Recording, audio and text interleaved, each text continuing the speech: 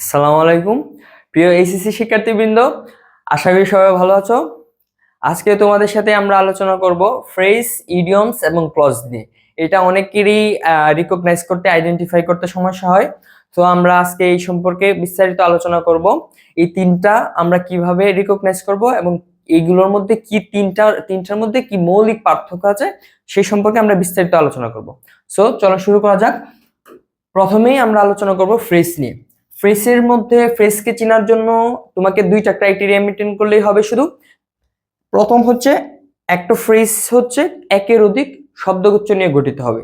দ্বিতীয় ক্রাইটেরিয়া হচ্ছে এই ফ্রেজের মধ্যে শাব্দিক অর্থের প্রাধান্য পাবে।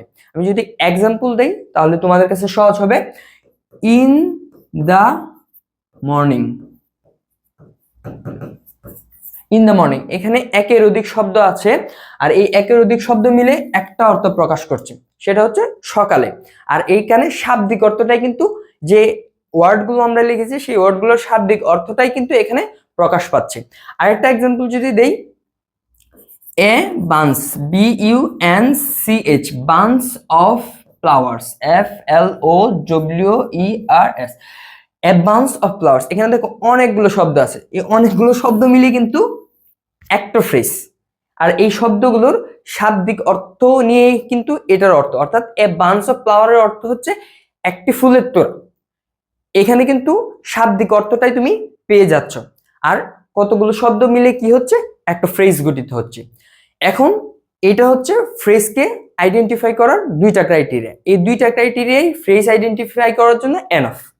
এরপরে যদি আমি ইডিয়মস নিয়ে কথা বলি, এখানে একটাই শুধু সূক্ষ্ম পার্থক্য, দুইটাই ক্রাইটেরিয়া। প্রথম ক্রাইটেরিয়াটা ফ্রেজের সাথে ঠিক আছে, একের অধিক শব্দগুচ্ছ থাকবে, বাট দ্বিতীয় ক্রাইটেরিয়াটার মধ্যে হচ্ছে মূল কনসার্ন, এখানে শাব্দিক অর্থের আসলে প্রাধান্য পাবে না। ইডিয়মসের মধ্যে ভাবার্থ যেটা আছে সেটা প্রাধান্য পাবে। যদি এক্সাম্পল দেই তাহলে ক্লিয়ার হবে। দেখো, break the ice, BREAK, break the ice. এখানে এই যে একের অধিক শব্দ নিয়ে যে একটা ইডিয়মস গঠিত হচ্ছে, এটার যদি তুমি শাব্দিক অর্থ করো তাহলে অর্থ আসবে ব্রেক দ্য আইস, অর্থাৎ বরফটাকে ভেঙে ফেলো। আসলে কিন্তু ভাইয়া এখানে বরফটাকে ভেঙে ফেলো এটার মূল উত্তর না। এটার শব্দের অর্থ হচ্ছে ব্রেক দ্য আইস, কঠিন পরিস্থিতি সামাল দেওয়া। এখন তুমি যদি এটা শাব্দিক অর্থ চিন্তা করো ফ্রেজের মতো করে, তাহলে কিন্তু কি হবে, এটা আর ইডিয়মস থাকতেছে না। ইডিয়মস আর ফ্রেজের মধ্যে সূক্ষ্ম পার্থক্য হচ্ছে এখানে থাকবে ভাবার্থ আর ওইখানে থাকবে শাব্দিক অর্থ। ইডিয়মসকে ক্লিয়ার করার জন্য আরেকটা এক্সাম্পল দেই। দেখো, spill the beans, BEANS, spill the beans. এটার অর্থ হচ্ছে কি, এটার অর্থ হচ্ছে গোপন কোনো কিছু ফাঁস করে দেওয়া। বাট তুমি যদি এটা শাব্দিক অর্থ করো, এটা হচ্ছে এই মটরশুঁটি আছে না, মটরশুঁটি ছড়িয়ে দেওয়া। তো এইটাই হচ্ছে ফ্রেজ এবং ইডিয়মসের মধ্যে মূল এবং সূক্ষ্ম পার্থক্য। তো আমরা এখন থেকে আশা করি তোমাদের কারোরই ফ্রেজ এবং ইডিয়মসকে আইডেন্টিফাই করার জন্য কোনো অসুবিধা হবে না। এখন চলো ক্লজটা নিয়ে আলোচনা করি। ক্লজের মধ্যে ভাই বেশি কিছু নাই। ক্লজের মধ্যে হচ্ছে একটাই ক্রাইটেরিয়া, এখানে একটা সাবজেক্ট থাকবে আর একটা ভার্ব থাকবে। যদি এক্সাম্পল দেই, দেখো,